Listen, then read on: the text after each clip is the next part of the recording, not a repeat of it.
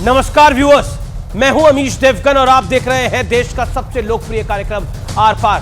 कहते हैं कमान से छूटा तीर और मुंह से निकली बात कभी वापस लौट के नहीं आती। शायद तभी कबीर दास जी ने बहुत पहले ही कह दिया था, ऐसी वाणी बोलिए मन का आपा खोए। लेकिन बिहार के सुशासन मुख्यमंत्री नीतीश कुमार ने भरी विधानसभा में सदन में ऐसी वाणी बोली, जिसने सुना वो शर्मसार हो गया, जिसने जाना वो भी शर्मसार हुआ। सोचिए वो बयान कितने निचले स्तर का था, कितना स्तरहीन था कि जिसे सुनकर एक महिला एमएलसी की आंखें भर आईं, वो रो पड़ी। ये बयान इतना फुअड़ है कि ना हम इसे बता सकते हैं, ना ही इसे कोई सुना सकता है। लेकिन आप अंदाजा लगा के देखिए कि हाल यह हो गया है कि खुद नीतीश कुमार को आज कहना पड़ा, मैं अपने बयान की निंदा करता हूं। यह तक कहना पड़ा, मुझे खुद पर शर्म आ रही है। लेकिन बीजेपी ने उनके इस्तीफे की मांग कर डाली है। यही नहीं, प्रधानमंत्री मोदी ने भी इंडिया अलायंस के नेताओं को भी कटघरे में खड़ा कर दिया है। उन्होंने साफ तौर पर कहा है कि इंडी गठबंधन के किसी नेता ने महिलाओं के इस अपमान के खिलाफ अभी तक एक शब्द क्यों नहीं बोला है। तो दूसरी ओर बिहार की सत्ता की में साथ निभा रही राष्ट्रीय जनता दल यानी लालू यादव की पार्टी उनके बचाव में खड़ी है। पहले तेजस्वी यादव ने उनके बयान को सेक्स एजुकेशन के दायरे से जोड़ दिया और बाद में राबड़ी देवी ने कहा कि गलती से नीतीश कुमार ने ऐसा बयान दिया। लेकिन बड़ा सवाल यह है कि एक जिम्मेदार मुख्यमंत्री का महिलाओं पर अमर्यादित टिप्पणी करने के बाद माफी मांग लेना काफी है। आज इसी पर होगी देश की सबसे जोरदार बहस। मर्यादा तार तार, शर्मिंदा हुआ देश, और यह है हमारे नीतीश कुमार। आज की चर्चा आपको अपने परिवार के साथ देखना अनिवार्य है और यह बात मैं बड़ी जिम्मेदारी से कह रहा हूं व्यूअर्स। उनको तुरंत तत्काल प्रभाव से उन्हें इस्तीफा दे देना चाहिए। और नीतीश कुमार तो गए हो, नीतीश कुमार जाएगा। आपने सभी का अपमान किया है, आपको गद्दी छोड़ देनी चाहिए। महिलाओं का सम्मान करना होगा। उनका कहने का मतलब आबादी कंट्रोल जो है क्या करना हो, प्रैक्टिकली बात जो भी आती है उन्होंने अपना बात किया। तो वो जब शादी होगा लड़का लड़की में, तो जो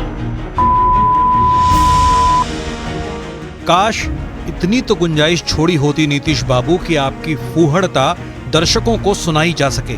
लेकिन आपने तो विधानसभा के भीतर मर्यादा को रौंदते हुए ऐसी सड़क छाप भाषा का इस्तेमाल किया जिसे बीप करके भी सुनाना असंभव है। तो वो जब शादी होगा लड़का लड़की में, तो जो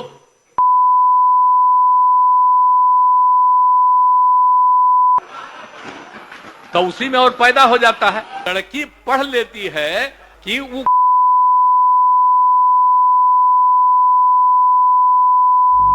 लेकिन ये सब इत्तेफाक या जुबान का फिसलना नहीं हो सकता, क्योंकि शायद नीतीश कुमार ये बेशर्मी भरा बयान बोलने का मूड बना के आए थे।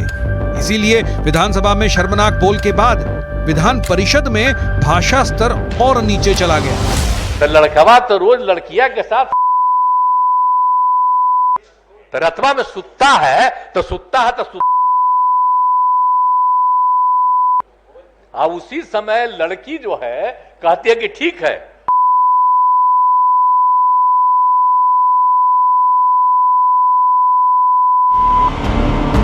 इस भद्दे बयान के कई घंटे बाद नीतीश कुमार की आत्मा जागी। मैं अपनी बात को वापस करता हूं और मैं अपनी निंदा करता हूं, मैं दुख प्रकट करता हूं। मैं न सिर्फ शर्म कर रहा हूं, मैं इसके लिए दुख प्रकट कर रहा हूं। वो इंडी अलायंस के नेता ने विधानसभा के अंदर, जिस सभा में माताएं बहनें भी मौजूद थी, ऐसी भाषा में बद्दी बातें की। कोई शर्म नहीं है उनको। लेकिन नीतीश कुमार के बयान को कवर फायर देने वालों की भी कमी नहीं थी। हमको लगता है कि सेक्स एजुकेशन की अगर बात है, उनका कहने का मतलब आबादी कंट्रोल जो है क्या करना है, वो प्रैक्टिकली बात जो भी आती है उन्होंने अपना बात किया, तो इससे लोगों को गलत तरीका में नहीं लेना चाहिए। उप मुख्यमंत्री जी को यदि इतना अच्छा लग रहा है तो अपना टीचर बना ले। उन्होंने अपनी पूरी मर्यादा को शर्मसार कर दिया है, पूरी महिला जाति, पूरे महिला समाज को उन्होंने शर्मसार कर दिया है मुख्यमंत्री जी। इन्होंने पूरे बिहार की महिला कौम, पूरे देश की महिला कौम को इन्होंने बदनाम कर दिया सरेआम सदन में। और नीतीश जी की बातों को अलग रूप नहीं देनी चाहिए, युवा और युवतियों को एक संदेश भी था। सवाल सिर्फ फूहड़ भाषा का नहीं है, बल्कि बयान देते हुए नीतीश कुमार की भद्दी हंसी भी इतिहास का हिस्सा होगी। लेकिन आज सबसे बड़ा सवाल है कि क्या माफी मांग लेने भर से महिलाओं को अपमानित करने वाले इस बयान का मुद्दा रफा दफा हो जाएगा? आज इसी सवाल पर होगी देश की सबसे बड़ी बहस। और अब वक्त है आर पार के सुप्रसिद्ध विश्लेषण का। आइए सीधा मैजिक बॉल पे चलते हैं। बिहार में महिलाओं के शाब्दिक चीरहरण का विश्लेषण कहां हुआ? भरी विधानसभा में हुआ। क्या हुआ? जातिगत सर्वे पर चर्चा के दौरान हुआ। किसने कहा? मुख्यमंत्री बिहार नीतीश बाबू ने कहा। इंडी गठबंधन के तथाकथित संयोजक ने यह बात बोली। क्या कहा? महिलाओं के लिए बेहद अमर्यादित ऐसे शब्द करीबी दोस्तों के सामने भी नहीं बोले जाते जो शब्द नीतीश बाबू ने बोले। और कौन कौन साथ है? तेजस्वी यादव साथ है, सीएम के बयान को गलत मतलब ना निकाला जाए, राबड़ी यादव साथ है, पूर्व मुख्यमंत्री। इंडी गठबंधन का स्टैंड अखिलेश यादव चुप है, ममता जी चुप है, शरद राव पवार साहब चुप है, अरविंद केजरीवाल तो चुप ही है। बढ़ता हूं मैं आगे और बड़े सवाल पर मैं आता हूं। क्या आधी आबादी पर नीतीश कुमार का बयान इंडी गठबंधन को भारी पड़ेगा, इंडिया अलायंस को भारी पड़ेगा? यह मूल सवाल है। और मेरे साथ बात करने के लिए कौन कौन जुड़ रहा है? मेरे साथ डॉक्टर अजय आलोक है, भारतीय जनता पार्टी के प्रवक्ता। मेरे साथ दुष्यंत नागर है, राजनीतिक विश्लेषक। वारिस पठान है, प्रवक्ता AIMIM के। मेरे साथ तारिक अहमद लारी साहब है, समाजवादी विचारक है। GM शहीन है, JDU से। आप तमाम लोगों का अभिनंदन है। शुभ्रास्त्रा मेरे साथ जुड़ेंगी, जानी मानी लेखिका। शहीन साहब, मैं आपके पास आता हूं। GM शहीन, आपको मेरी आवाज मिल रही है? नीतीश कुमार ने यह क्यों कहा? जी, किस लिए कहा? और सबसे बड़ी बात है, क्या आपको लगता नहीं है कि शाब्दिक चीरहरण किया है उन्होंने महिलाओं का भरे सदन में यह बयान देकर? शाब्दिक चीरहरण। मैं जवाब दूं आपकी बात का? जी देखिए, नीतीश कुमार जी ने जो किया वो किया, उसका उन्होंने आज मीडिया के सामने भी जो है अपने शब्द वापस लिए। मैं जानना चाहता हूं आप सभी साथियों से, जो मणिपुर में नरसंहार हुआ, क्या देश के प्रधानमंत्री ने माफी मांगी? और वो क्या शर्मसार करने वाली बात नहीं थी? और जहां तक हमारे देश के अंदर सेक्स एजुकेशन पढ़ाया जाता है स्कूलों के अंदर, ये भी मना नहीं मैं करता हूं कि नीतीश कुमार जी से गलती नहीं हुई। उन्होंने अपनी गलती को माना, उसको स्वीकार किया। GM शहीन अपने शब्द जो है GM शहीन, नीतीश कुमार को मैं पिछले 22 वर्षों से कवर करता आया हूं। नहीं, GM शहीन साहब, अब आप सुनिए। आपने अच्छी बात है शहीन साहब, मैं पिछले 22 वर्षों से नीतीश कुमार को कवर करता हुआ आया हूं, और यहां पर जितने पैनलिस्ट बैठे हैं इनके साथ मैंने अक्सर बहुत सी चर्चाएं करी हैं, आपके साथ भी करी है। मैं आपसे जानना चाहता हूं, देखिए मणिपुर का विषय अलग है, हर चीज को मणिपुर के साथ नहीं जोड़ा जा सकता। पॉइंट आपने बोला जो हुआ सो हुआ। अब तो नीतीश कुमार ने, अब एक सेकेंड, आपने बोला जो हुआ सो हुआ, अब तो नीतीश कुमार ने माफी मांग ली है। मामले को आप दूसरी तरफ देखिए। मुझे आप ये बताइए, जो शब्द बोले गए, क्या आप अपने परिवार के बीच बैठकर, परिवार छोड़िए दोस्तों के बीच बैठ के भी ये शब्द बोल सकते हैं? शहीन साहब, GM शहीन, बताइए। मैं क्या बता रहा हूं, कुछ इस तरह मैंने जिंदगी को तमाम कर लिया, किसी को माफ कर लिया और किसी से माफी मांग ली। मैं सिंपल एक बात बता रहा हूं कि हम ये मानते हैं, हम गलत नहीं मानते, हम ना नहीं करते, लेकिन नीतीश कुमार जी ने अपने अल्फाज को वापस लिया। जो देश के बाकी हिस्सों में चल रहा है, बीजेपी कम से कम उसका विश्लेषण तो करे। बिहार की विधानसभा को नीतीश कुमार ने शर्मसार किया। जो भद्दी बातें उन्होंने बोली है वो मुझे लगता है कि गली कूचे के नेता भी नहीं बोलते। बतौर मुख्यमंत्री जेडीयू के सर्वोच्च नेता होने के नाते तथा कथित इंडिया के संयोजक होने के नाते वो ये बात बोल रहे हैं। तो मुझे लगता है कि आप कह रहे हैं कि बिहार देश के बाकी हिस्सों में क्या हो रहा है। अरे बिहार की विधानसभा में सरेआम महिलाओं का शाब्दिक चीरहरण हो जाता है और सब शांत बैठे रहते हैं। जो मणिपुर में जो औरतों की इज्जत लूटी गई, क्या मैं उस पर आवाज नहीं उठाऊं? क्या मेरा फर्ज नहीं बनता इस देश का निवासी होने के लायक? क्या मैं अब नहीं बता सकता? मैं नहीं पूछ सकता? क्या मेरा हक नहीं बनता? हम तो कह रहे हैं कि भाई गलती हुई, उसकी माफी मांग ली, लेकिन व्हाट अबाउट क्या प्रधानमंत्री नरेंद्र जी मोदी ने आज तक माफी क्यों नहीं मांगी? क्यों देश के सामने ये बात नहीं रखी? क्यों हमारा नेशनल मीडिया जो है मणिपुर क्या गलती हुई? गलती एक बार हुई, माना तब स्लिप ऑफ टंग हो गया, लेकिन 1.5 घंटे के भीतर 1 घंटे का उनको विचार करने का टाइम मिला। उन्होंने विधान परिषद में उससे भी ज्यादा खराब बोला जाकर। शाहीन साहब इस बात का जवाब दीजिए ना, विधान परिषद में उन्होंने उससे भी ज्यादा जाके खराब बोला। देखिए मेरे भाई, देखिए मैं अक्सर आपके साथ डिबेट्स में आता हूं और मैं हर एक सवाल का जवाब भी देता हूं, आपको जानकारी भी देता हूं हर एक बात का। हम मना नहीं कर रहे हैं, हमने कभी ये नहीं बात, हमने ये नहीं कहा कि हम मना कर रहे हैं, माजरत के साथ आपसे सवाल पूछ रहा हूं। देखिए आपने खुद बोला, आपने शाहीन साहब खुद बोला कि उनसे गलती हुई और हो गया, हुआ तो हुआ। आपने ये शब्द का इस्तेमाल करा, दो बारी इस्तेमाल करा। मैं आपसे पूछ रहा हूं कि 1.5 घंटे के भीतर अपनी जिंदगी आप ही से सवाल पूछ रहा हूं शाहीन साहब, इजाजत तो दीजिए मुझे पूछने की, इजाजत तो देंगे। मैं कह रहा हूं 1.5 घंटे के भीतर 2 बारी, पहले विधानसभा में फिर विधान परिषद में। नहीं मुझे ये और उससे भी ज्यादा खराब बोला विधान परिषद में उन्होंने। हम सब लोग नहीं सर, हम सभी लोग जो है, हम सभी वी ऑल आर ह्यूमंस। क्या ह्यूमन से गलती नहीं हो सकती? नहीं, क्या इंसान से गलती नहीं हो सकती? मशीन तो नहीं है ना हम लोग। और इतने कितने सारे बीजेपी लीडर्स हैं जिनका आप नाम भी नहीं लेना चाहते। क्या मैं गिनूं आपके टेलीविजन चैनल्स पे? अभी बताऊं कि रेसलर्स के साथ क्या हुआ और क्या बोला उस मेंबर पार्लियामेंट ने, कितनी एरोगेंस है उसके अंदर। उसने तो माफी भी नहीं मांगी ना। अरे बाबा, कम से कम अपने दामन पर तो देखे। ये जो सवाल उठाने वाले हमारे ऊपर जो लोग आज सवाल उठा रहे हैं, मुझे तो कभी कभार शर्म आती है। देखिए हमारे नीतीश बाबू ने तो आज 24 घंटे भी नहीं लगा दिए इस बात को वापस लेने में, लेकिन जो रेसलर्स के साथ हुआ, क्या देश का प्रधानमंत्री ने उसके ऊपर जवाब लेते हैं?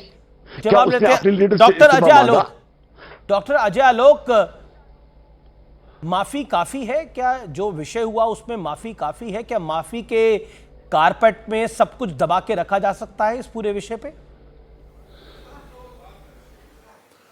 देखिए अमित जी, मैं आपके साथ डिबेट पे पिछले 8 महीने से बोल रहा हूं कि नीतीश कुमार अपना मानसिक संतुलन खो चुके हैं। सेनाइल डिमेंशिया सेट इन कर गया उन पे, वो चीजें भूलने लगे हैं। और इस तरह की हरकत ये पहली बार हाउस में नहीं हुई है। ये पहले भी ऐसे वक्तव्य हाउस में देख चुके हैं जो हाल बहुत ही शर्मनाक है। मैं आपको बताऊंगा, लेकिन अभी सुनिए है क्या चक्कर। हम लोग इस्तीफा इसलिए मांगे, इन्होंने ऐसी बात बोली, इनको जनसंख्या नियंत्रण पर संदेश देना था, लेकिन आर्टिकुलेशन ऑफ वर्ड्स ऐसे थे जिसमें अश्लीलता भरी हुई थी, क्योंकि आजकल अश्लीलता को एंजॉय करने लगे। सैडिस्टिक प्लेजर मिलता है अश्लीलता को एंजॉय करने के लिए, क्योंकि मेंटल बैलेंस बिगड़ गया है, कोई काम करना नहीं चाहते हैं। हम जब कह रहे हैं कि नीतीश कुमार इस्तीफा दे, तो वो मैं इसलिए कह रहा हूं कि मानसिक रूप से असंतुलित व्यक्ति को बिहार का मुख्यमंत्री नहीं रहना चाहिए। जिस ढंग से उन्होंने पढ़ाया, व्याख्या की है, मैं मेडिकल का छात्र भी रहा हूं, डॉक्टर हूं, हम लोग उसको मेडिकल टर्म्स में कोइटस इंटरप्टस कहते हैं, लेकिन इस कोइटस इंटरप्टस का व्याख्यान जो उन्होंने किया है वो अद्भुत था भाई, अद्भुत था। मुझे लगता है सदन को मेडिकल कॉलेज समझ बैठे थे वो, और पीछे बैठी हुई जितनी महिला एमएलए थी, एमएलसी थी, मंत्री थी, इवन की राबड़ी देवी, उन्होंने भी सर ऐसे कर लिया था, लेकिन तब भी कोई असर नहीं हुआ। एक बार बोला, फिर दूसरी बार 1 घंटे के बाद फिर लंबा बोला, क्योंकि उसको एंजॉय कर रहे थे। आप बात समझिए, ये बहुत इंपॉर्टेंट विषय है, वो उसको एंजॉय कर रहे थे। ऐसा नहीं था उनको कोई संदेश देना था, उसको एंजॉय कर रहे थे। और मैं क्यों कह रहा हूं कि एंजॉय कर रहे थे, देखिए एक वीडियो और दिखाता हूं, आज से 6 महीने पहले का है, सदन का ही है, सुनिए क्या बोल रहे हैं। तो गड़बड़ करता ही है। हम लोग तो देखे हैं भाई, जब हम एमपी थे हम तब की बात करते हैं, एक जगह हम दूसरे जगह पर थे, तब एक जगह देखे थे एक आदमी कितना स्वस्थ था और जाके जानवरवे के साथ कर रहा था। अब सुन लिया आपने, ये है इनकी मानसिक व्यथा। ये पहली बार नहीं हुआ सदन में कि उन्होंने महिलाओं के बारे में बोला, ये जानवर और पुरुष के बारे में बोल चुके हैं। तो ऐसे मानसिक असंतुलित व्यक्ति को कैसे मुख्यमंत्री बना के रखा जाए? और मैं और शुभ रास्ता यहां पे बिहार से आते हैं, दूसरी बार इतिहास में बिहारियों का सर शर्म से झुका है।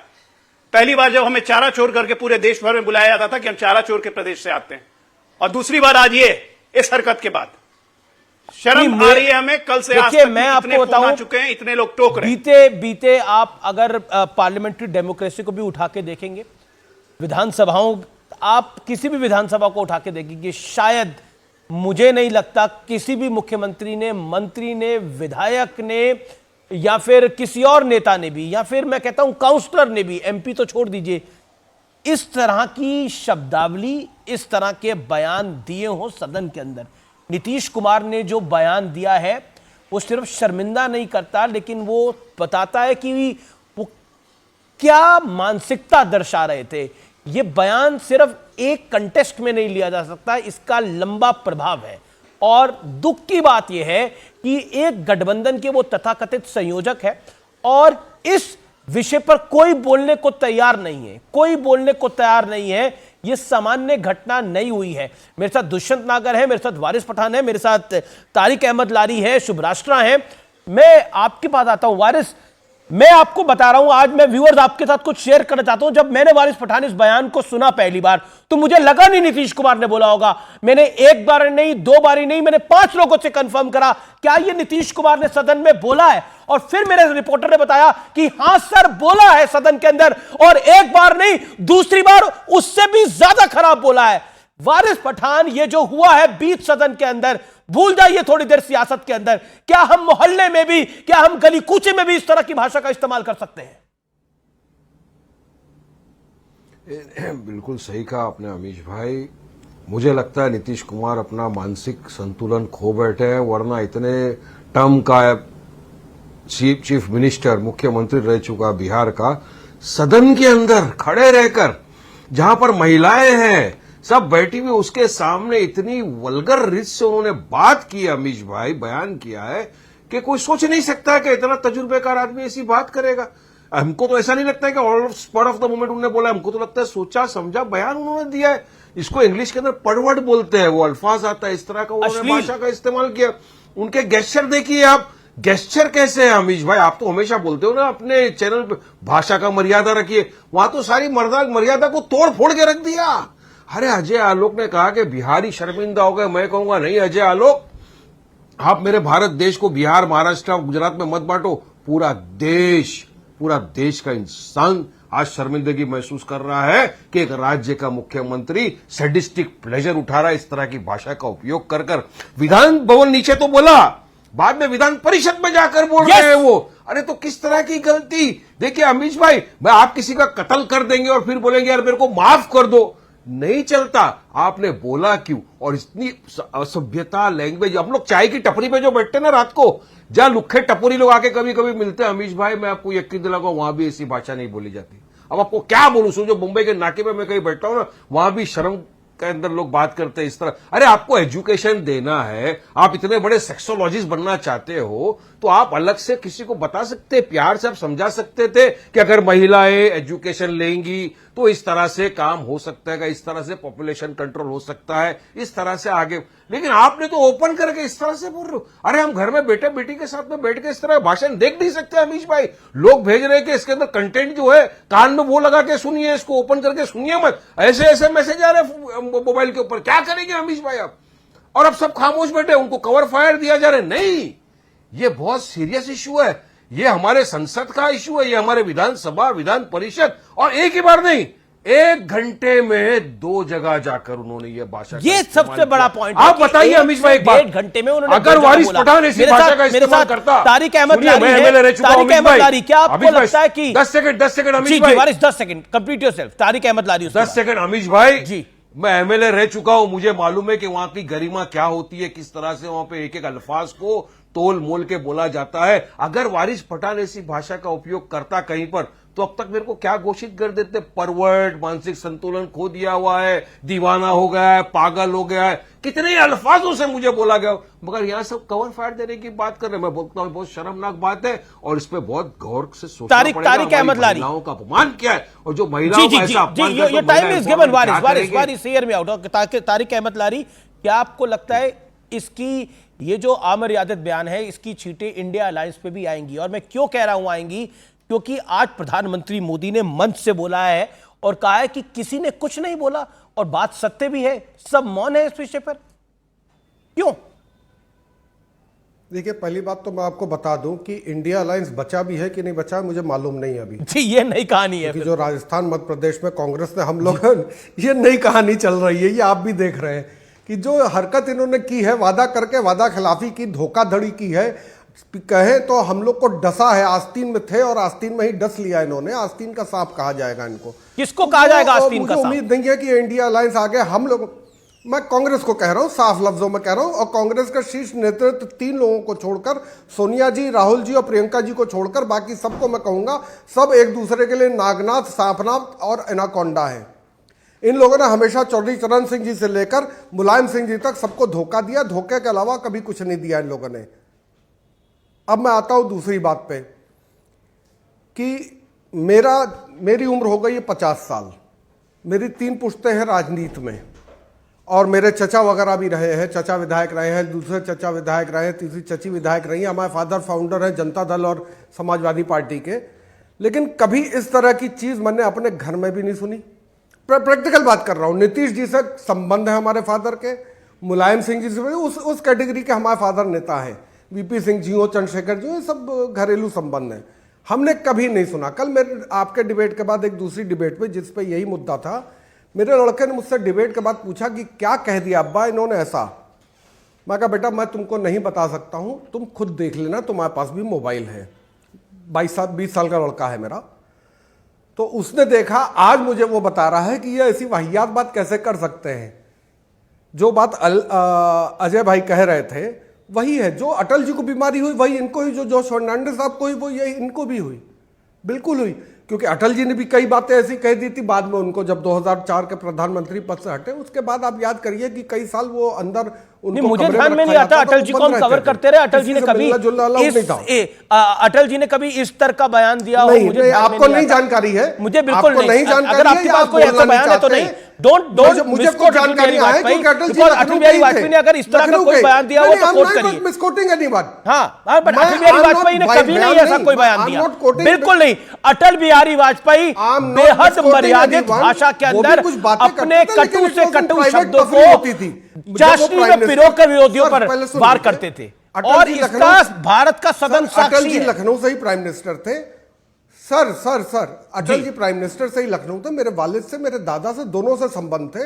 लखनऊ में जब वो आते तो उनका रात में डिनर होता, तो मेरे वालिद और मैं बिल्कुल आपके घर आते होंगे भाई, आपकी पारिवारिक हिस्ट्री जानने के लिए मैं कार्यक्रम बातें होती है, उसमें भी कभी ऐसी बात नहीं हुई।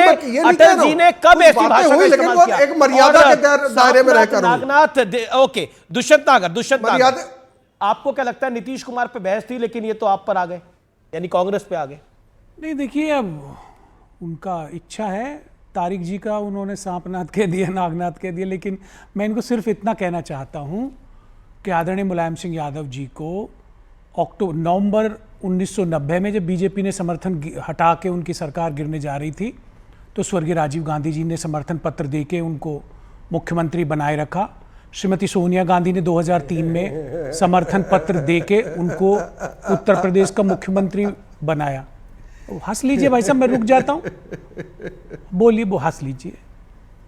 मैं हंस रहा भाई, हंसना गुनाह नहीं है, हंस लीजिए। मैं हंस रहा हूं, मैंने गलत बोला है, इंटरप्टिंग यू। यहाँ पे ये भी विद्वान व्यक्ति, हाँ बिल्कुल गलत बोला। नरेंद्र तिवारी तो जान देने को तैयार हो गए थे कि मुलायम सिंह को समर्थन नहीं देना है, मुख्यमंत्री रहे, सरकार तो आपकी बचाई, नरेंद्र तिवारी की बात को तो नहीं माना आप लोग, मैं तभी तो कह चुका हूं। लेकिन आप लोग तो भैया समर्थन ले भी लेते हो और उसके बाद धज्जियां भी उड़ा देते हो। और राजस्थान में कितने विधायक रहे कभी समाजवादी पार्टी के। हंस लीजिए, बहुत बढ़िया। मैं क्या इनसे बहस करूं? अब आपको फिर अलायंस नहीं करना चाहिए था ना हमसे।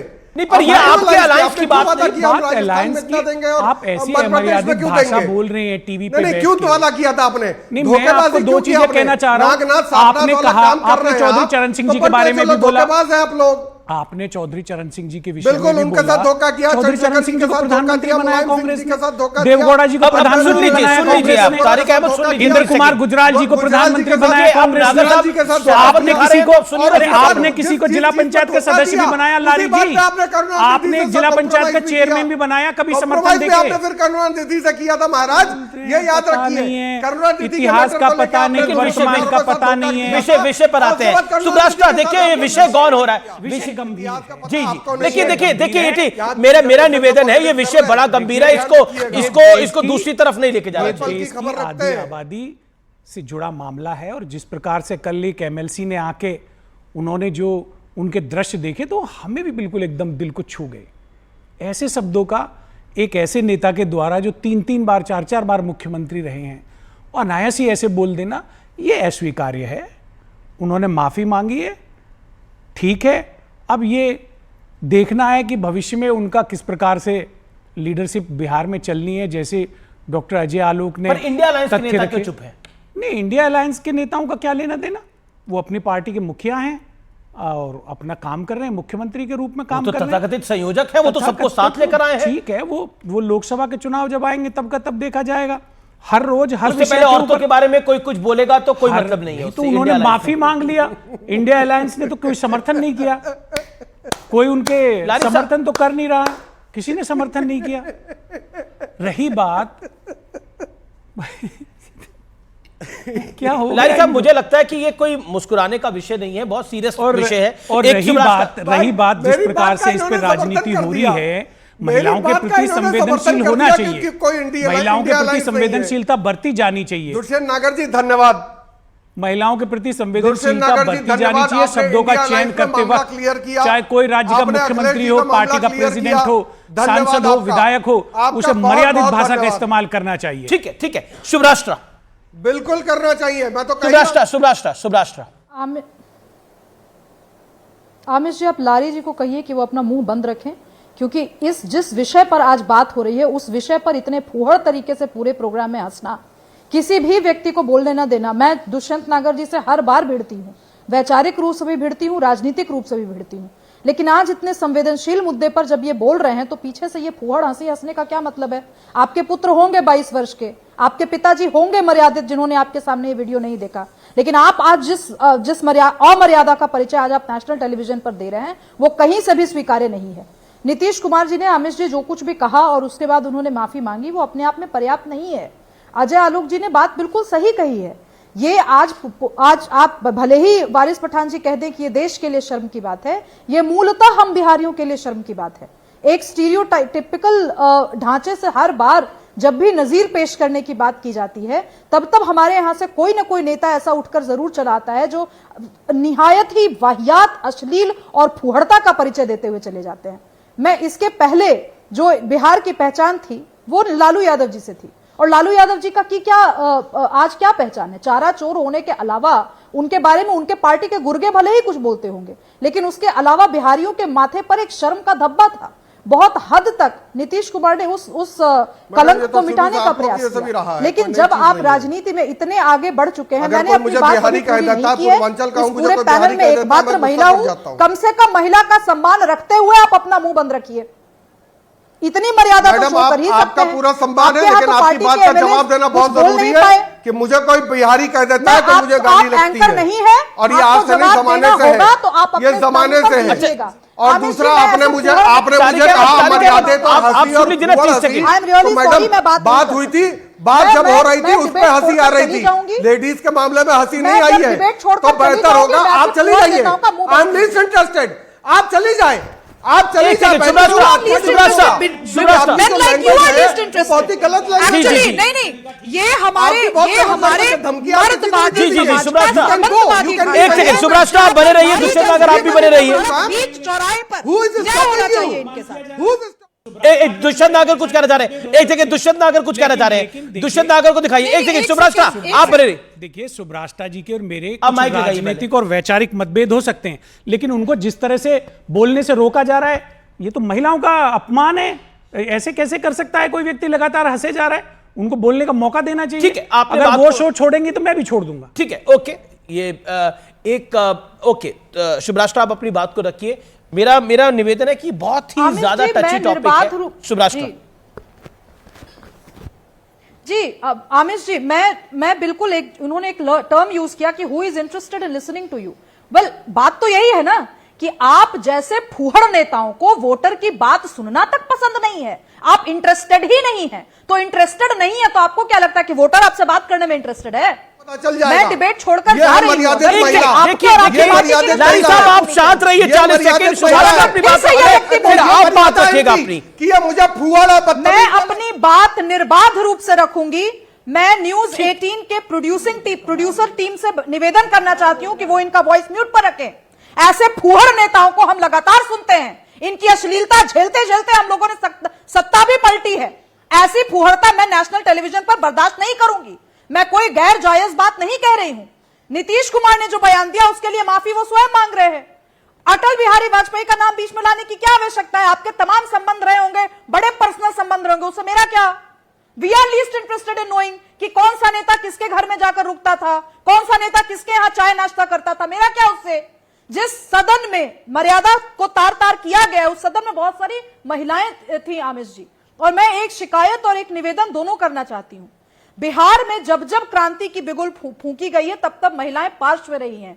आज नीतीश कुमार ने जिन महिलाओं को मौका दिया कि वो विधानसभा में बैठे, मैं उन महिलाओं अब आपने अपने विषय को रखा, हाथ जोड़कर निवेदन करना चाहती हूं कि आप अपनी भाषा को, आप अपने विचारों को अपने तक सीमित मत रखिए, सड़कों पर उतरिए और विरोध कीजिए, क्योंकि ये इस व्यक्ति के जाने के बाद तारिक अहमद को मैं रुक देता हूं। अब शुभ राष्ट्र, अब आपने अपनी बात को रखा।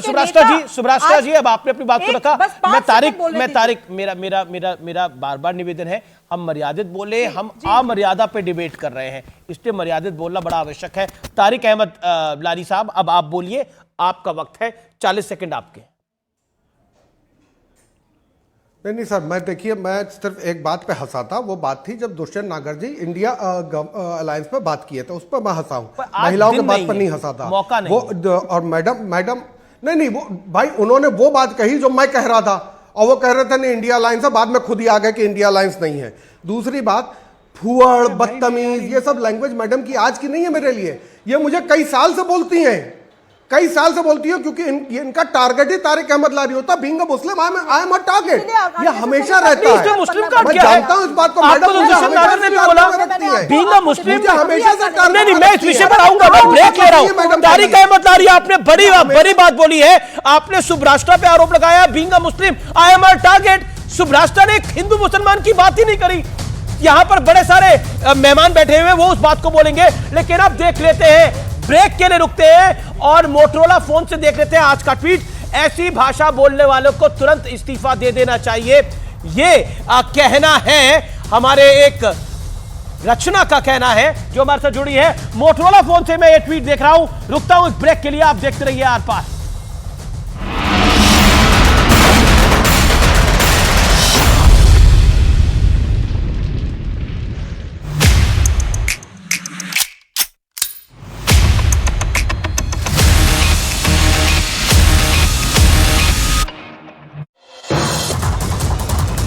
गाजा के सबसे बड़े अल-शिफा अस्पताल के पास इजराइल की बमबारी। अस्पताल के डॉक्टर ने किया दावा, मेडिकल स्टाफ और मरीजों में दहशत का माहौल। मिस्र की रफा क्रॉसिंग से गाजा पट्टी पहुंच रही है मानवीय मदद। इजरायली सेना ने मानवीय मदद वाले ट्रकों का वीडियो किया जारी। नेतन्याहू ने गाजा पट्टी में हजारों आतंकियों को मार गिराने का दावा किया। बोले, हमारा रुकने का इरादा बिल्कुल भी नहीं। दक्षिणी गाजा को इजरायली सेना ने चारों तरफ से घेरा। इजराइल के प्रधानमंत्री नेतन्याहू ने दक्षिणी इजराइल में सैन्य बेस का किया दौरा। हमास के खिलाफ युद्ध में सैनिकों का बढ़ाया हौसला। अभी तक की लड़ाई को बताया अभूतपूर्व सफलता। गाजा पट्टी में आईडीएफ और हमास आतंकियों के बीच भीषण युद्ध जारी। इजराइल की सैन्य गाड़ियों पर हमला करते हमास ने जारी किया वीडियो। चारों तरफ दिखाई दिए तबाही के निशान। जर्मनी के बर्लिन में इजराइल समर्थकों ने निकाला कैंडल मार्च। 7 अक्टूबर को हमास के हमले में मारे गए लोगों को दी गई श्रद्धांजलि। गाजा पट्टी पर इजराइल के कब्जे का समर्थन नहीं करेगा अमेरिका। व्हाइट हाउस ने जारी किया बयान, कहा युद्ध खत्म होने के बाद इजराइल को गाजा पट्टी की सुरक्षा की करनी होगी निगरानी। अमेरिकी राष्ट्रपति बाइडेन ने इजराइल के पीएम नेतन्याहू से की बात। हमास के खिलाफ लड़ाई को कुछ दिन रोकने पर दिया जोर, कहा बंधकों की रिहाई के लिए युद्ध अस्थायी रूप से रोकना जरूरी। गाजा में युद्ध विराम की मांग पर ब्रिटेन के सांसद ने दिया इस्तीफा। लेबर पार्टी के सांसद इमरान हुसैन ने की फौरन सीज फायर की अपील। गाजा में भोजन, दवा और ईंधन की भारी कमी। रफा बॉर्डर पर लगी राहत सामग्री से भरे ट्रकों की लंबी लंबी कतारें। सामने आई सैटेलाइट तस्वीर। हमास के साथ युद्ध का 1 महीना पूरा होने पर गाजा में इजराइल ने मचाई तबाही। रात भर हमास के ठिकानों पर बरसाए बम, रॉकेट और मिसाइलों की हुई बारिश। हमास का टॉप कमांडर जमाल मूसा के भी मारे जाने का दावा। इजराइल के घेरने के लिए एक साथ आए ईरान और सऊदी अरब। ईरान के राष्ट्रपति जल्द कर सकते हैं सऊदी अरब का दौरा। इजराइल के प्रधानमंत्री नेतन्याहू ने यूरोपियन देशों को किया अलर्ट, कहा हमास का अगला निशाना बन सकते हैं यूरोप के देश। गाजा में आतंकी संगठन का सफाया जरूर। इराक में अमेरिका के एक सैन्य ठिकाने पर बैलिस्टिक मिसाइल से हमला। ईरान के समर्थन वाले चरमपंथी संगठन का दावा, अमेरिका के सैन्य ठिकाने पर ईरान से मिली बैलिस्टिक मिसाइल छोड़ी गई। फिलिस्तीन के राष्ट्रपति महमूद अब्बास के काफिले पर हमला, कई सुरक्षाकर्मी हुए घायल। फिलिस्तीन ने हमले से इनकार किया।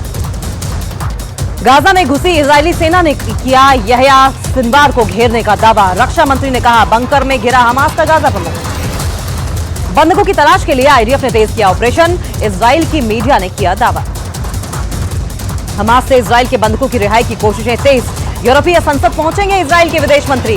बंधकों के रिश्तेदार भी होंगे साथ। लगातार दूसरे दिन इजराइल की सेना ने गाजा से कई लोगों को किया गिरफ्तार। हमास के 18 आतंकियों को भी पकड़ने का दावा।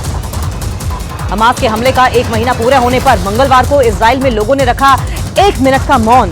7 अक्टूबर को हुए हमलों में मारे गए लोगों को किया याद। विदेशी बंधकों को रिहा नहीं करने पर हमास की एक और दलील, बोला इजराइल के लगातार हमलों से नहीं कर पा रहे हैं बंधकों की रिहाई। लेबनान से लगातार दूसरे दिन इजराइल पर बड़ा हमला। उत्तरी इलाके से इजराइल पर दागे गए 20 रॉकेट। लेबनान के हमलों को इजराइल की सेना ने भी दिया जवाब। तोप और रॉकेट हमलों के जरिए इजराइल ने की जवाबी कार्रवाई। इजराइल हमास युद्ध से गाजा में बंद हुई सभी बेखुरियां। संयुक्त राष्ट्र ने किया दावा, उत्तरी गाजा में ईंधन, पानी और गेहूं के आटे की कमी। इजराइल को $320 मिलियन का गाइडेड बम भेजेगा अमेरिका। अमेरिकी स्टेट डिपार्टमेंट ने दी मंजूरी। इजराइल ने गाइडेड बम किट के साथ गोला बारूद भी मांगी। इजराइल के प्रधानमंत्री बेंजामिन नेतन्याहू का गाजा में युद्ध विराम से एक बार फिर से इनकार। बोले बंधकों की रिहाई तक जारी रहेगी जंग, नहीं होगी ईंधन की सप्लाई। दक्षिण लेबनान पर इजराइल का बड़ा हमला। हिजबुल्लाह के हथियार डिपो को आईडीएफ ने किया तबाह। लेबनान के संगठन हिजबुल्लाह को इजराइल के प्रधानमंत्री की कड़ी चेतावनी। बोले हिजबुल्लाह युद्ध में शामिल हुआ तो करेगा जीवन की सबसे बड़ी गलती। आईडीएफ ने जारी की 7 अक्टूबर के हमले में इस्तेमाल हथियारों की तस्वीर। हमलों के दौरान पकड़े गए आतंकियों के पास मिले थे बड़ी संख्या में हथियार। हमास के बनाए बंधकों के लिए इजराइल की अपील। भारत इजराइल संगठन ने कहा बंधकों की सलामती और जल्द रिहाई के लिए लोग दिवाली पर जलाएं दीप। अमेरिकी सांसद रशीदा तलीब के खिलाफ संसद में बहुमत से निंदा प्रस्ताव पारित। तालिबान लगातार कर रही हैं इजराइल हमास युद्ध में अमेरिका के रुख का विरोध। गाजा में हमास के खिलाफ इजराइल की सेना का ग्राउंड ऑपरेशन तेज। आईडीएफ ने जारी की ग्राउंड ऑपरेशन की तस्वीर। पूर्वी यरूशलेम में इजरायली सुरक्षा बल ने की छापेमारी। शुआफात शरणार्थी शिविर में की गई है छापेमारी। इजराइल फिलिस्तीन मामले में अरब और इस्लामी देशों के सम्मेलन की सऊदी अरब जल्द करेगा मेजबानी। सऊदी अरब के मंत्री ने दी जानकारी। भारत में जॉर्डन के राजदूत ने की इजराइल हमास युद्ध रोकने की मांग। कहा नागरिकों को बचाने के लिए जरूरी है युद्ध विराम। इजरायली सेना का हिजबुल्लाह के लेबनान में मौजूद ठिकानों पर हमला। हिजबुल्लाह के एंटी टैंक मिसाइल दागने की योजना को किया नाकाम। इजराइल की सेना ने वेस्ट बैंक में छापेमारी करके 28 फिलिस्तीनी आतंकियों को गिरफ्तार किया। हमास के 11 आतंकियों की भी गिरफ्तारी। यूरोपीय संघ में इजरायली दूत का बयान आया सामने। कहा हमास के हमले के 1 महीने बाद इजराइल के लिए कम हुआ पश्चिमी देशों का समर्थन। हमास द्वारा संचालित स्वास्थ्य मंत्रालय के प्रवक्ता का बयान। कहा इजरायली सेना ने रामतीसी चिल्ड्रन हॉस्पिटल को खाली करने का आदेश दिया। हिजबुल्लाह और इजराइल के बीच जंग तेज। लेबनान इजराइल बॉर्डर के पास नाकोरा इलाके में धमाका। हमास के साथ जंग में इजराइल के प्रधानमंत्री नेतन्याहू के भतीजे की मौत। रूस की मीडिया ने किया दावा इजराइल की सेना में कैप्टन था नेतन्याहू का भतीजा। गाजा पट्टी में आईडीएफ ने किया हमास की चौकी पर कब्जा। एंटी टैंक लॉन्चर और मिसाइलों के साथ भारी मात्रा में हथियार जब्त किए। हमास की हैवानियत का सीसीटीवी फुटेज आया सामने। 7 अक्टूबर को घर में घुसकर हमास के आतंकवादियों ने की थी नेपाल और थाई नागरिकों की हत्या। फिलिस्तीन की न्यूज एजेंसी का बड़ा दावा, वेस्ट बैंक के जेनिन शहर में घुसी इजरायली सेना। गाजा पर परमाणु हमले की धमकी देने वाले इजरायल के मंत्री पर रूस के विदेश मंत्रालय का हमला, इजरायल की मंशा पर उठाए सवाल। इजरायल की सेना का बड़ा दावा, उत्तरी गाजा में हमास के गढ़ पर कब्जे का दावा।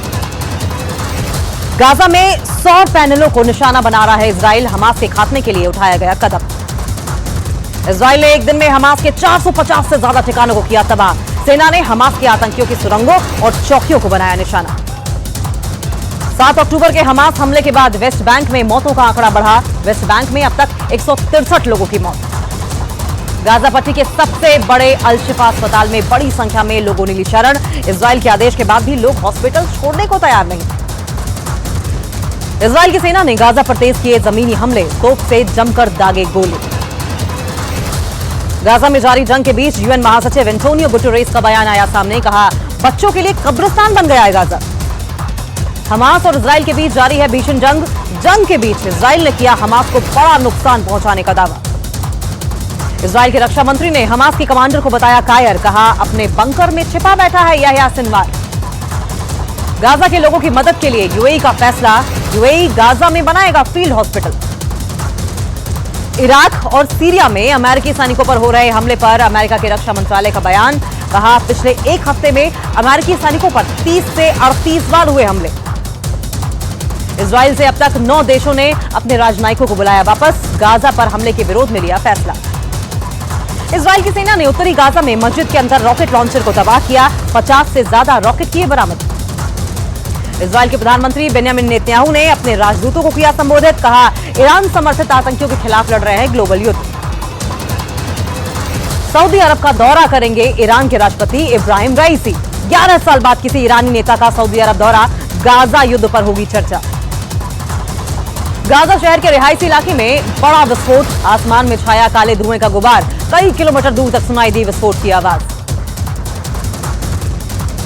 इजरायल की सेना ने गाजा सिटी को चारों तरफ से घेरा, हमास के खात्मे को लेकर तेज किए गए हमले।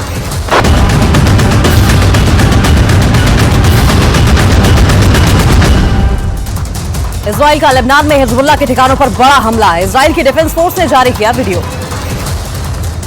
इजरायल की डिफेंस फोर्स ने गाजा में तेज किया ग्राउंड ऑपरेशन, उत्तरी गाजा में हमास के अड्डों पर तेज किए हमले। इजरायल ने की गाजा बॉर्डर की घेरेबंदी, सीमा के पास तैनात किए टैंक और बख्तरबंद गाड़ियां।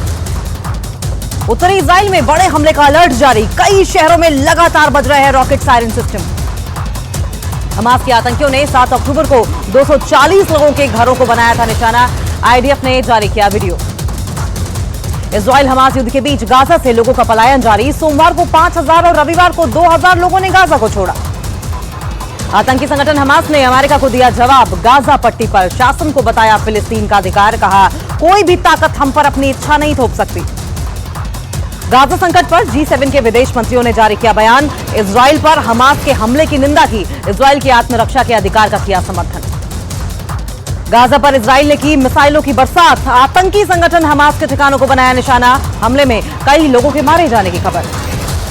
हमास के ठिकानों पर इजरायल का हवाई हमला जारी, हमास के कई आतंकियों के मारे जाने का दावा। गाजा में इजरायल के लड़ाकू विमानों ने किया घातक हमला, हमास का एक और कमांडर ढेर, हमास के लिए हथियार बनाने का काम करता था कमांडर अबू जीना। हमास के लिए गोला बारूद और रॉकेट बनाने में माहिर था अबू जीना। आईडीएफ के हवाई हमले में अबू जीना का हथियार डिपो भी तबाह हो गया। दक्षिणी लेबनान में इजरायल के क्लस्टर रॉकेट्स ने तबाही मचाई, चरमपंथी संगठन हिजबुल्लाह के ठिकानों को तबाह करने का किया गया दावा। इजरायल के सबसे घातक हथियारों में से एक है क्लस्टर रॉकेट। इजरायल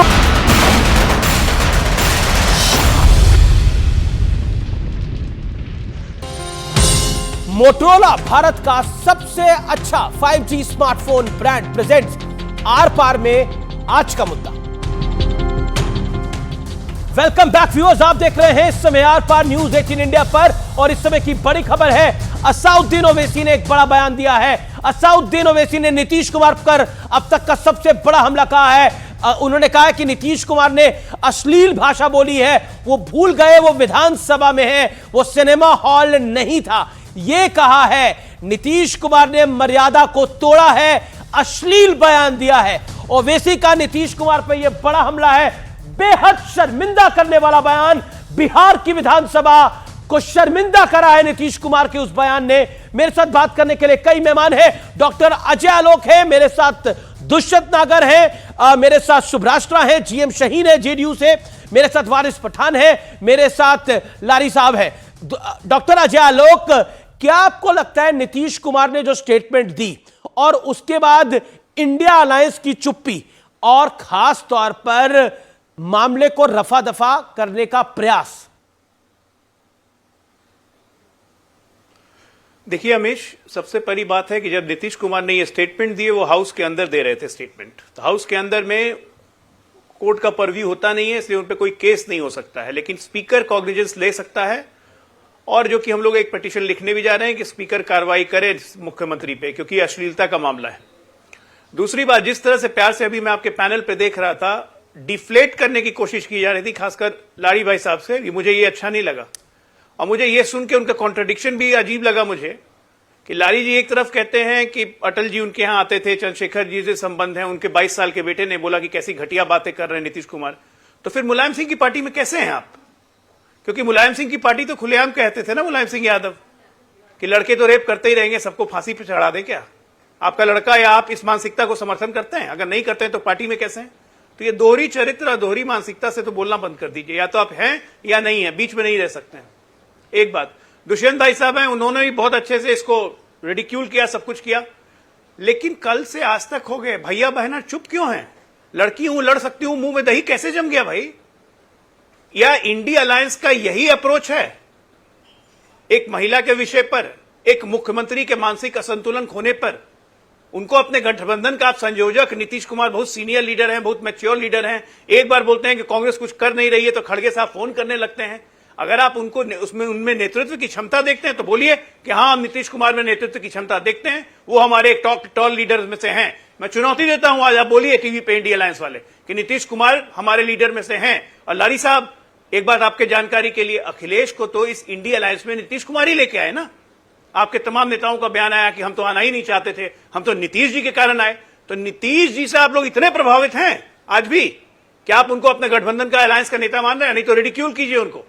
ये बच के भागने की या रफा दफा करने की कोशिश नहीं है। आप लोग सबका मानसिक चरित्र वही है। तारिक अहमद लारी, जिनको आप पीएम कैंडिडेट मान रहे थे, लेकिन डॉक्टर अजय आलोक ये तो पीएम कैंडिडेट मान रहे थे नीतीश बाबू को, ये कह रहे थे पीएम कैंडिडेट है नीतीश बाबू। खेल तो बिगाड़ दिया उन्होंने पूरा विधानसभा में। ठीक है, अच्छे पीएम कैंडिडेट, इनके अच्छे पीएम कैंडिडेट। पहले मैं इनकी जी तारिक अहमद, देखिए पहले मैं वो बात बताना चाहूँगा जो हमारे जो हम वो बात पे जवाब देना चाहेंगे जो आलोक भाई ने कही है। आलोक भाई, धन्य हैं आप भूल गए कुछ चीज़ें। अगर इतना बुरा लगा था तो जब आपके हिंदू हृदय सम्राट बादशाह वक्त माननीय मोदी जी माननीय मुलायम सिंह जी का सम्मान कर रहे थे मरणोपरांत, तो आपने इस्तीफा क्यों नहीं दिया बीजेपी से? तुरंत इस्तीफा देना चाहिए था। सम्मान करने में, एक मिनट, सम्मान करने में क्या कर रहे हैं? मुलायम सिंह यादव कोई शक नहीं है, लेकिन मुलायम सिंह यादव की कोई बात, आज जब महिला सम्मान की बात हो रही थी, एक मिनट, आज जब महिला सम्मान की बात हो रही थी, आज इतना संवेदनशील विषय था, उस पे आप भटक रहे थे, वो आप इसलिए भटक रहे थे क्योंकि आप इस मानसिकता से वाकिफ हैं। सरकार की चाटुकारिता न करिए। चाटुकारिता मैं नहीं करता हूँ, मेरी आदत ही नहीं है चाटुकारिता करता, मैं कहां से आप मंत्री नहीं, मैं आपको सच्चाई पे टोक रहा हूं। ध्यान रखिए, आप मंत्री नहीं बनने वाले। मुलायम सिंह यादव का सम्मान करना, मुलायम सिंह यादव की विचारधारा को मानना, तारिक अहमद लारी, आप मुलायम सिंह यादव को उनके गलत बयानों के लिए याद करना चाहते हैं, या फिर उन्होंने जिस मिट्टी से खड़े होकर इतना बड़ा अपना पॉलिटिकल कद बनाया उससे याद रखना चाहते हैं? विषय तो वो है, आप उन्हें कैसे याद करना चाहते हैं?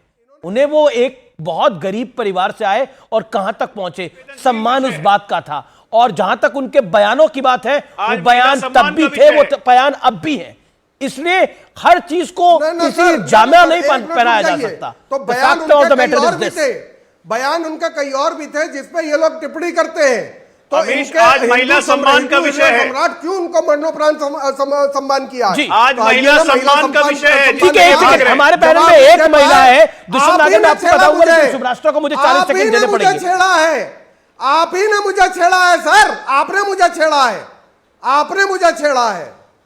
ये क्या भाषा है कि छेड़ा बात करेंगे? तो गलत क्या छेड़ा है? पिता समान व्यक्ति की तो मैं जवाब गलत क्या दूंगा। छेड़ा है?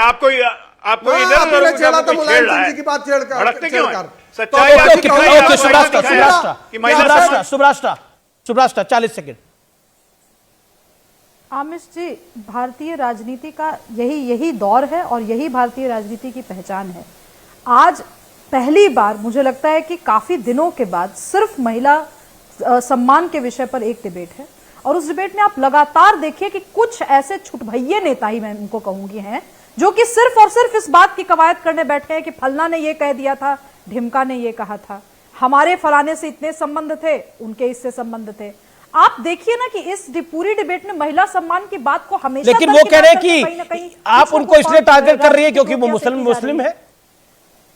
ये बात तारिक अहमद लारी ने बोली। देश की जनता का ही पे ही नहीं, ये फैसला मैं देश की जनता पर ही छोड़ती हूँ। मैं वारिस पठान जी भी मुसलमान है, बोलिए तो मैंने कोई कमेंट किया उनके ऊपर?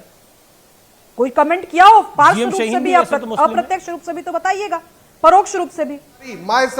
ये जो राजनीति है ना आमिश जी, ये इतने गंदे तरीके से समाजवादी पार्टी, मैं तो खोल करके बोल रही हूँ, समाजवादी पार्टी और राष्ट्रीय जनता दल, इन दो पार्टियों में इतने गंदे तरीके से राजनीति भरी हुई है कि ये किसी भी विषय पर विषयांतर किए बिना तारिक अहमद 10 सेकंड, तारिक अहमद 10 सेकंड। बिल्कुल खुलेआम बोल रही हूँ। तेजस्वी यादव को देखिए, तेजस्वी यादव से इसी बात पे पूछा गया, specially I am Tariq Ahmad Lari, I am not talking about Waris Pathan.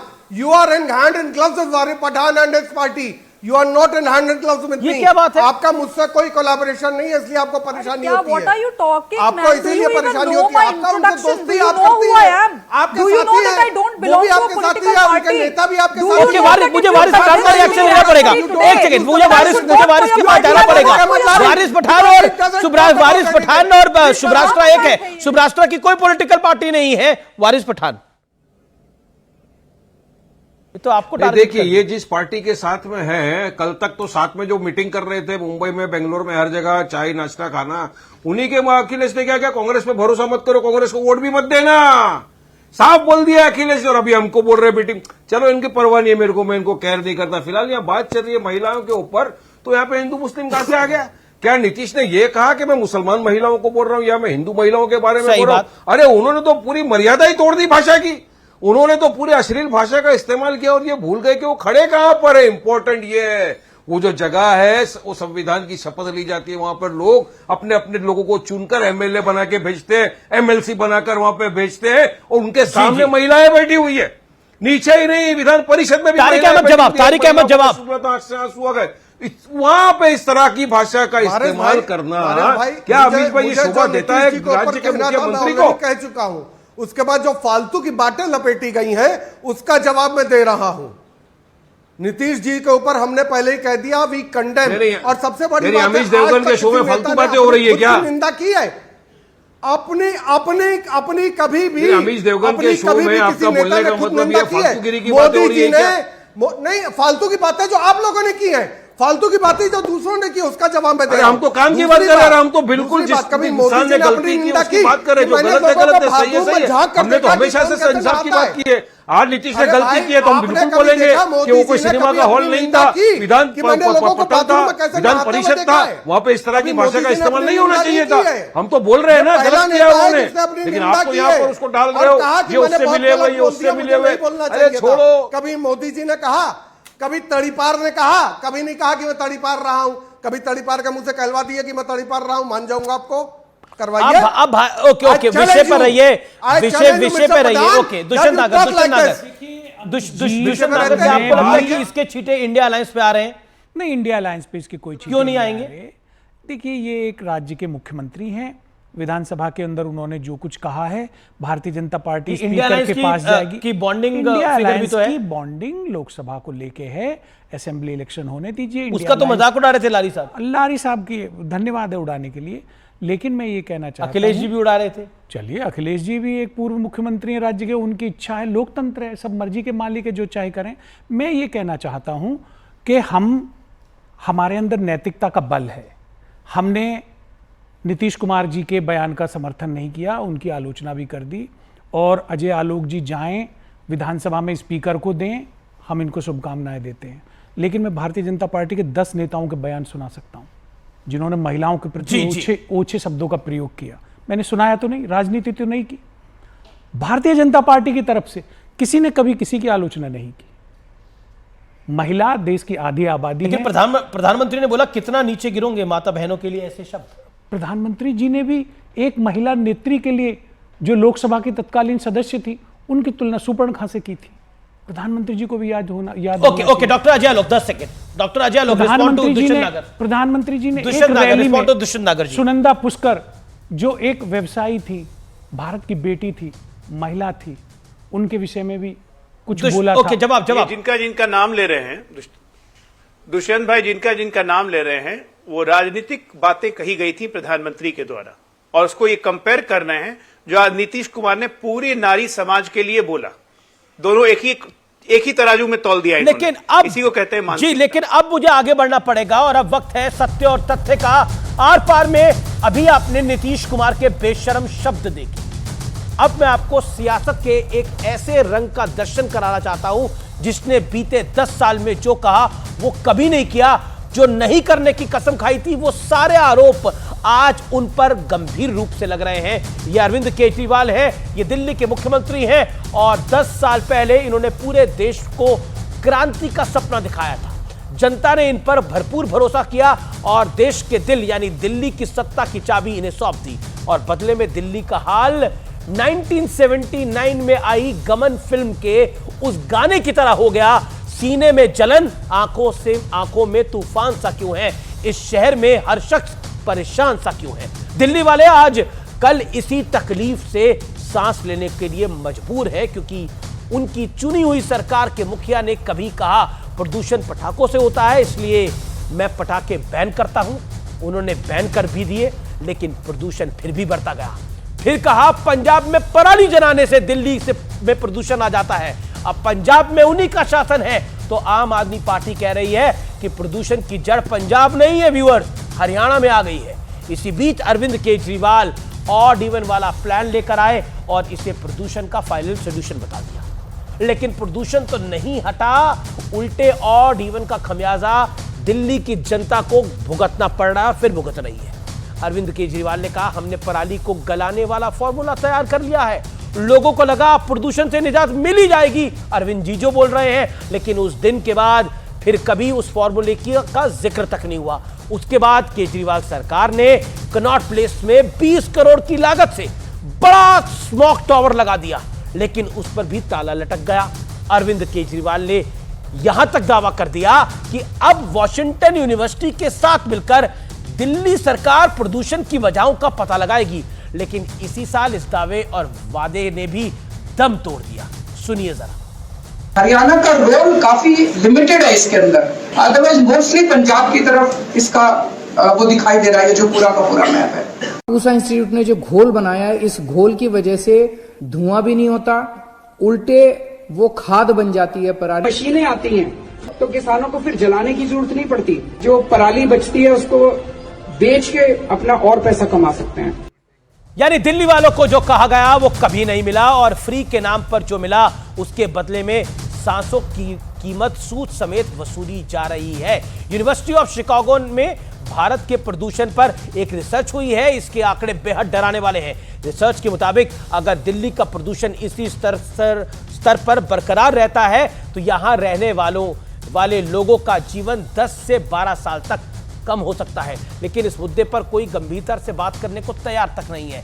हर साल अक्टूबर से दिल्ली एनसीआर में प्रदूषण का स्तर बढ़ना शुरू होता है और हर साल टोपी ट्रांसफर वाली पॉलिटिक्स एक जैसी टाइमलाइन निभाती है।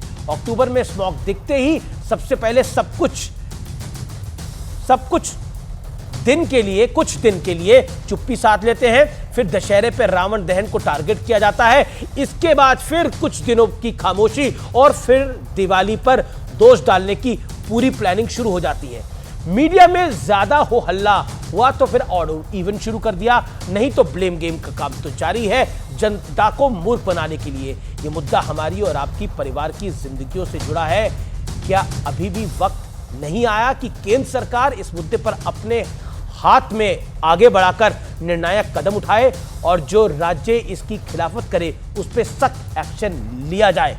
और अरविंद केजरीवाल को अब Punjab to Haryana gear shift करने वाली पॉलिटिक्स बंद करनी चाहिए। और आप लोग तो जनता है, जनता जनार्दन है, आप सब जानते हैं।